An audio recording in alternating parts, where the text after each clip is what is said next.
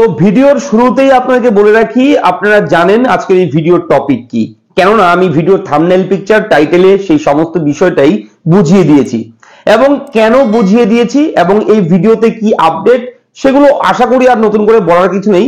বিষয়টা হচ্ছে সম্পূর্ণটাই যুবশ্রী প্রকল্প নিয়ে, একদমই তাই। যুবশ্রী প্রকল্পে যারা টাকা পাচ্ছেন এবং যারা আগামীতে টাকা পাবেন সবার জন্যই আমরা বিভিন্ন আপডেট আপনাদের জন্য এই চ্যানেলে প্রোভাইড করে থাকি এবং আজকের এই মুহূর্তের আপডেট রয়েছে অসংখ্য খুশির একটা খবর, অত্যন্ত খুশির একটা খবর। সেটা হচ্ছে 1 মাসের টাকা যেটা বাকি ছিল সেই টাকাটাও কিন্তু এবার পশ্চিমবঙ্গ রাজ্য সরকার পশ্চিমবঙ্গ রাজ্যের প্রতিটি বেকার ছেলে মেয়েদের ব্যাংক অ্যাকাউন্টে ঢুকিয়ে দিয়েছে। অনেকেই টাকা পেয়ে গেছেন। ভিডিওটা আমি পাবলিশ করছি 16 তারিখ, আজকে 16 তারিখ আমি পাবলিশ করছি ভিডিওটি এবং টাকা ঢুকেছে গত 15 তারিখ, অর্থাৎ গতকালকেই কিন্তু টাকা আপনারা অনেকেই পেয়ে গেছেন। পশ্চিমবঙ্গ রাজ্যের প্রত্যেকটি জেলাতে যারা যুবশ্রী ভাতা প্রাপক তাদের ব্যাংক অ্যাকাউন্টে 1500 টাকা কিন্তু দিয়ে দিয়েছে পশ্চিমবঙ্গ রাজ্য সরকার এবং এই টাকাটা অনেকেই পাচ্ছে না। এই অভিযোগ, এই দুঃখের বিভিন্ন কথা কমেন্ট সেকশনে আমি প্রায়ই দেখে থাকি।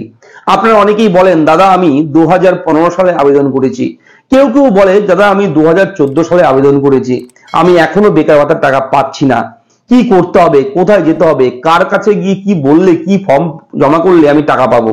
তো এই সমস্ত বিভিন্ন আপনাদের প্রশ্ন থাকে এবং দেখুন এক এক সমস্যা এক এক রকম। এবার আপনি কেন টাকা পাচ্ছেন না, আপনি কোথায় ভুল করেছেন, সেই ভুলগুলো কিন্তু আমরা বারবার বিভিন্ন ভিডিওতে আপনাদের সঙ্গে শেয়ার করেছি এবং আপনাকে বলবো যদি আপনি টাকা পেয়ে না থাকেন তাহলে দয়া করে আপনি কমেন্ট বক্সে এসে একটু লিখে জানিয়ে দিন আমাকে যে আপনি কি ভুল করেছেন।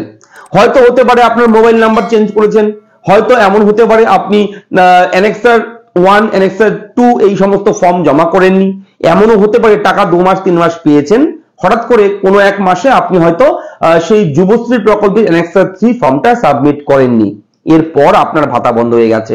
এবার আপনি কোন ভুলটা করেছেন সেটা আমি এখান থেকে বসে আমি বুঝতে পারবো না। এবার আপনার ভুলটা আপনাকেই বলতে হবে এবং যখন আপনি আপনার ভুলটা ধরতে পারবেন আমাকে কমেন্ট করে জানাবেন, তাহলে আমি সেই ভুলটার জন্য আপনার কি করতে হবে, কি করণীয় সেই ভিডিওটা প্রোভাইড করতে পারবো।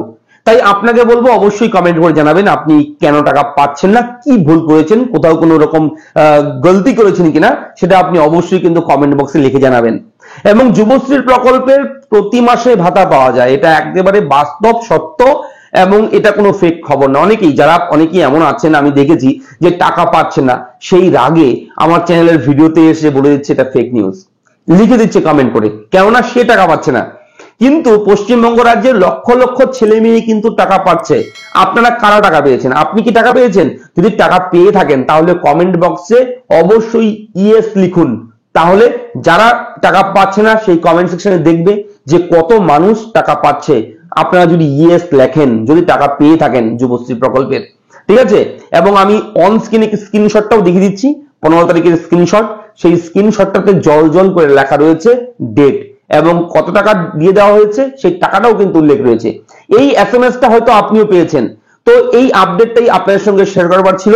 এই আপডেটের মাধ্যমে আপনাদেরকে আমি এটাই জানাতে যাচ্ছি, আপনারা অবশ্যই আপনাদের ব্যাংক অ্যাকাউন্ট ব্যালেন্স চেক করে দেখুন যে হয়তো আপনার টাকাটাও এসে জমে গেছে সেই ব্যাংক অ্যাকাউন্টে, আপনি হয়তো সেটা চেক করেননি।